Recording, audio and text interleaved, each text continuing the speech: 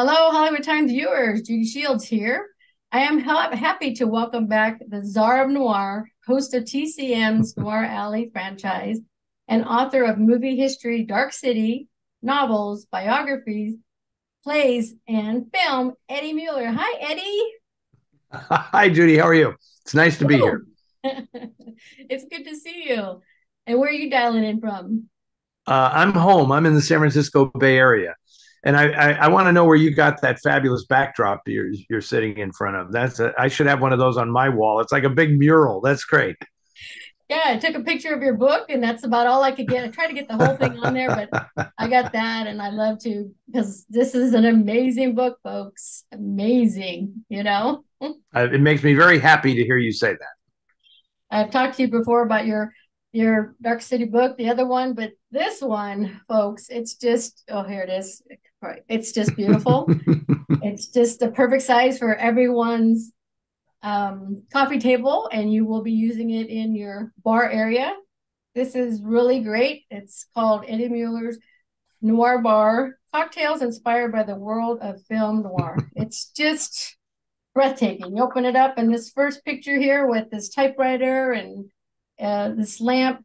Who did your photography on this book? A fellow named Steve Legato was the photographer. A wonderful designer named Paul Keppel did all the layouts and everything. And we had a fabulous prop stylist, Kelsey Windmiller, and I made the cocktails. I read where you were a bartender. Let's talk about that. How did you become a bartender? Needed to have a job, and it was like the only thing I was halfway decent at.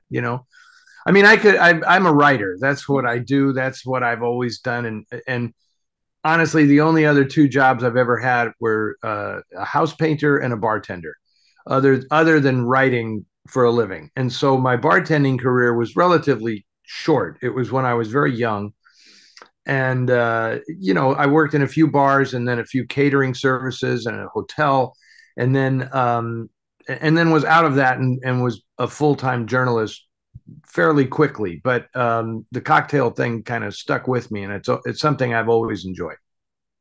Wow, that's so cool. As I'm turning the pages, oh, let's talk about this. There's one page here that talks about, I think it's Hammett. Is that pronounced right, Martini? Correct, the Hammett Martini. Yes, an original creation of mine. Let's talk about that one. How cool. Okay, we can do that. Um, it's funny that a lot when you're making cocktails. Hang on, I'm going to find that very one. But when you're making cocktails, a lot of people here it is. Here's the Hammett Martini. Yes, Yeah, beautiful. and with film noir, a lot of people don't really think of cocktails. They just think of the booze, right? Yeah. Like, oh, Sam Spade must just pour out a big mason jar of bourbon for himself or something. But I'm so deep into this stuff that I actually have read all the books in addition to seeing the movies. And it was always intriguing to me how the expectation, like everybody expects there to be jazz in film noir, and there isn't a lot of jazz in film noir. Most noir has orchestral scores, right? So heavy on strings and violins and everything. And everybody expects guys in noir to just drink scotch or bourbon exclusively. But then you read The Maltese Falcon and you realize that Sam Spade has rum in his apartment. That's what he drinks, in a wine glass, no less. And so I considered these things, the source material and stuff, when I was putting this together. And I said, I'm going to find out what Hammett himself drank, which turned out to be Stoli vodka, vodka martinis, which were not a common thing back in the late 30s and early 40s. And I combined the rum with the vodka with a little quarter ounce of Benedictine to balance everything out, and created a Hammett martini that is completely unique. Oh my gosh. I'm not really a drinker per se, but boy, when I see these pictures, I'm like, I've got to have somebody make me this pearl diver, this most beautiful picture. I said, I don't care. I have to try one of these. Okay. Well, have somebody make you that one, because that's probably the most complicated drink in the book is the Pearl Diver. Why is That that? or that or the Dead Reckoning. Oh, it has the most ingredients and a lot of what they call tiki drinks have a mix that you have to put together that has like a little sweet to it, and it's something that thickens the drink and gives it that unique Polynesian flavor, if you will. And so you have to kind of build that stuff in advance and then use it in the cocktails themselves. So some are involved, but I tried to stay away from really um, complex drinks because I just think people, they want to make something kind of quick and watch it with a movie or something. And I also didn't want to be too esoteric with strange arcane ingredients that nobody can find at their local liquor store. There's a few of those. I noticed that some guy already on a website said, boy, there's some obscure ingredients in here. I don't know where I'm going to find this stuff. And it's like, wow, you got to start going to better liquor stores, buddy. Thanks for letting us know. Well, Eddie, let's talk about how did this whole book come about? uh, my editor at Running Press, Cindy Sapala, suggested it to me because Oh, she is quite good at creating cocktail books, and it just seemed like a natural. I mean, quite honestly, I it made perfect sense once she suggested it because I suggested a book that was something else entirely, and she just there was a pause, and she said, "How about a cocktail book?" And I said, "Yeah, why didn't I think of that?" That's how did you exactly how it came about. how did you choose the movies for these particular cocktails? Oh, now that Yeah. that was much more complex because Okay. it was either I knew that the cocktail was in the film, like the one you mentioned, the Pearl Diver, is actually in the movie The Blue Gardenia with Ann Baxter.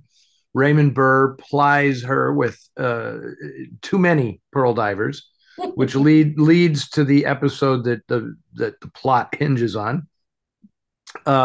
There's a Stinger is consumed, several of them in the Big Clock with Ray Milland. So those were kind of obvious, and then there were actors that I wanted to pay tribute to, and so I said, what would be the appropriate cocktail for them? Because it might be somebody who made a big mark in film noir. There's certainly, I think Humphrey Bogart is the actor most represented in this book with several different movies. Um, or it was just I wanted to create something unique for a film, like Sam Fuller's The Crimson Kimono, which is a very, very unique film. And so I wanted to talk about that because it's not a movie that I have written a lot about in my other books. And so here was an opportunity, and it was great to like make a cocktail out of it because I don't know if you're familiar with that movie, but it's about a Caucasian and a Japanese American cops in LA, and it's a love triangle, and it's very, very unique for the late 50s. And there were so many intriguing characters in the movie that I said I'm going to like make a cocktail with an ingredient that represents each of these characters. So obviously for James Shigeta it was Japanese whiskey, and various other things. Anna Lee plays a woman who drinks quite a bit in that film, so we had to have something to represent her as well. And the end result was really good. So it was great fun putting the whole thing together. What about this one called The Journalist? Is that yours No, or the journalist is a pretty famous cocktail, and that's one of the Bogart films, Deadline USA, which is about the newspaper business and a particular favorite of mine, that film. And so I just knew that that was like obvious because I was very familiar with the journalist as a cocktail, and I said, well, now that's a perfect match. We'll put that with Deadline USA, which is again a film that I really love and like talking about. And then that was a key part of putting this whole book together, Judy, was that um, I wanted to tell stories about these films like you would hear in a barroom, as opposed to, because that's my credo, is barroom, not classroom. So I'm not lecturing anybody here, but I'm giving you kind of behind the scenes stuff. The idea was sort of like, what if your bartender also like had inside information, like he was on the set of this movie and had some good stories to tell you about what happened in the making of the film, or the person themselves, their backstory. So it's just a lot of fun stories wrapped around cocktail recipes. For sure. And I have to talk, I want you to talk about this corpse reviver. What is that? Corpse revivers are very famous cocktails. I would bet you that any bartender, any veteran bartender, if you said what are like the 12 most famous cocktails, I'll bet the corpse revivers, and there's variations of it. There's corpse reviver 1, 2, number 8. Wow. That's going to end up on a lot of bartenders' lists of, obvious all-time classic cocktails. But I chose it for this book because there's a movie, an obscure movie called Decoy from 1946 that I just love, and the plot hinges on reviving a guy who's been executed in prison. Wow. They come up with a serum that they can inject in him to bring him back from the dead. And this is the absurd plot that is at the center of this movie. And so I wanted to talk about the movie, and it was obvious that the proper cocktail to go with it was a corpse reviver. Oh my gosh. I'm telling you, after looking at this book, I said, I'm going to have to, try to sample some of these. Not probably go easy. Yeah. Go easy. If you're just a beginner, definitely go easy. I do point out in the book like some tricks to how to, maintain the integrity of a drink, where if you don't want it to be that strong, yeah, okay, just let it sit after you've made it in the mixing glass or something. Just let it sit. Or if you don't want it to be as strong, shake the drink instead of stirring it, because that'll dilute it, because the ice pulls water off the ice, and it helps dilute the drink a little bit. Or find the balance in the recipe that works for you. If you want to try the drink and it's just too strong, then don't put in as much of whatever the base spirit is. You don't have to have as much bourbon or whatever in the drink if that version doesn't agree with you. Yeah, like make it a virgin drink, because I've had virgin drinks that has no alcohol. Well, I don't know if I'd go that far. There is I do write about the horse's neck in the book, which I pair with my favorite movie of all time, In a Lonely Place. And the horse's neck is a virgin cocktail. There's no alcohol in the version made in the movie, but you can make it with alcohol, any kind you want. If it's really just ginger ale with a big twist of lemon. Wow. And if you want to put bourbon in it, if you want to put gin in it, or scotch, or any of those, it all works. That's just a traditional highball with ginger ale, which is always called a buck. But for some reason, with this big lemon twist, they called it a horse's neck, because that's like the lemon. It's not a normal lemon twist. It's really big. And somebody said it's as big as a horse's neck, so that's how it got the name. That's pretty cool. I was going to ask you about that one because I love horses. So I feel like I could ask him about that. Thanks for sharing that one. And also I see this page with the martini. What would drinks be without a martini, right? Well, that's my go-to cocktail. I have one every single day. But but everybody who loves a martini, we all make it differently. So, I have a very specific approach to making the drink that I talk about in this book. That was the recipe of the great Spanish filmmaker Luis Buñuel, who took time out in his memoir, My Last Sigh. He took time out to write like 3 pages on the way to make a martini, his way to make a martini, which I have found to be absolutely fabulous. So that's how I do it as well. There is vermouth, but it just coats the ice in the mixing glass, and then you pour it out. and then add your gin, and that's how you do it. And it's I find it to be exactly the drink that I want. Wow. And I notice here that, on your recipes, you talk about like the type of glass and how it's chilled. And that's very important in being a bartender, right? Or making these drinks. Absolutely, absolutely.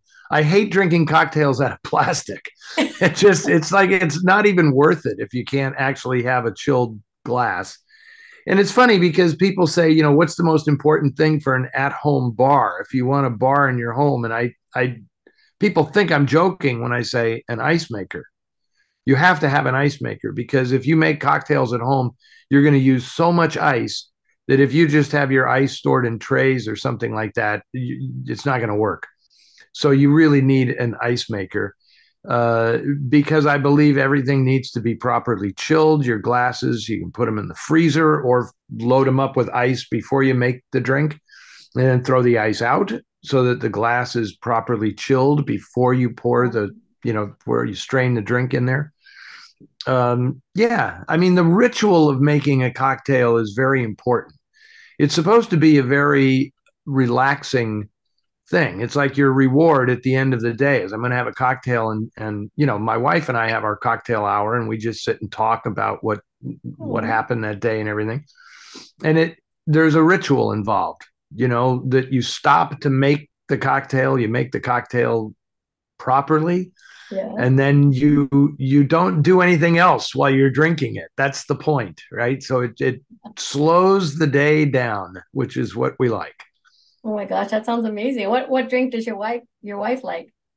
We're very traditional. I drink a martini and she drinks a Manhattan. It's but again, the thing about cocktails, Judy, that's so interesting is you can get so many variations, but it's all working off a basic template.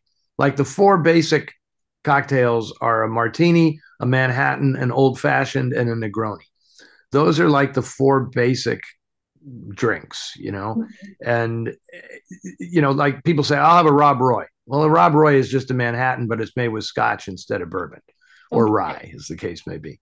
So just by changing one ingredient in a cocktail, you're making an entirely different drink. But it's once you know how to do it, most of these things, the proportions are always going to be relatively the same. I mean, your base spirit is going to be, 2/3 of your cocktail, and then you're going to offset that with liqueurs or a vermouth or which is a fortified wine. The flavoring agents are used in smaller proportions to the base spirit, and it works. You just learn what you like, and that's what I wanted people to take away from this book. I want them to be to follow the recipes and enjoy themselves, but I'm hoping it inspires them to be adventurous and just make cocktails of their own because it's not that complicated. After reading, it's like, oh, you do have a little section here called the well-stocked bar. Very impressive. I like that too to get started.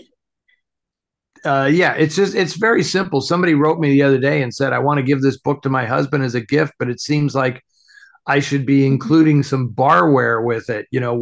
What do I get? And it's like, well, you get a mixing glass and a strainer, a jigger, and a bar spoon, and that's it. And I hope you have the ice maker because that's going to come in handy.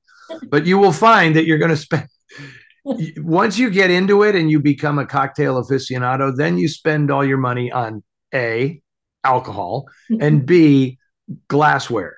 That's what you spend all the money on because I go around to thrift stores and things and I just look for single glasses. There's only my wife and I, we're the only ones here, and my cat, but my cat doesn't drink right now. And I find that I look for single glasses that have been orphaned from a set. And then that's fun. So I have like a case of glasses that are all singles, different coupe glasses and martini glasses and all. I love all that stuff. Stemware is great. And Eddie, you were talking about ice. How do you feel about those big round balls that you can get to put in? Is those things fun or? I have some of those in my freezer, so I can have a ball of ice if I Yeah. feel like it. Okay. I'm more in favor of the big 2 inch by 2 inch ice cube rather than a ball. But the reason you do that, and I'm glad that that has come back into vogue. The reason you do that is because if you put 4 or 5 ice cubes in a drink, it dilutes much faster than if you use a single big ice cube, which it doesn't. The drink retains its potency longer with a single big cube than with 5 or 6 smaller cubes. So there you go, folks. Let me tell you, this book is great for wedding gifts. So you want to get this book, you can give them some glasses, all that stuff, birthdays, graduation. Heck, why not start them off? You know? And then they It can should be return it. everyone's 21st birthday gift. Everyone Exactly. who turns 21 should My get this book. grandson is going to be 21 in August. So we're going to go out to Lake Havasu. So guess what I'm taking? I'm taking this book and I'm going to make him, I'm going myself, I'm going to make him one and try my best Fantastic. and let I, Eddie know I, how it went. I love that. And I want you, Judy, I want you to report back to me after you get through this book. You don't have to make every single thing in the book. Okay. But when you get like a third of the way through, I want you to report back what your favorite cocktail was. I'm definitely going to do this because my boyfriend likes his cocktails and he used to do bartending back in the day. So that's what I'm going to try with him. And so we will every weekend we will try a new one and we'll let you know, and all of our viewers and readers the same, because this is an amazing book and it belongs in every household I couldn't agree more. in the world, especially in those countries that really drink. Germany. That's right. Boy, thank you so much, Judy.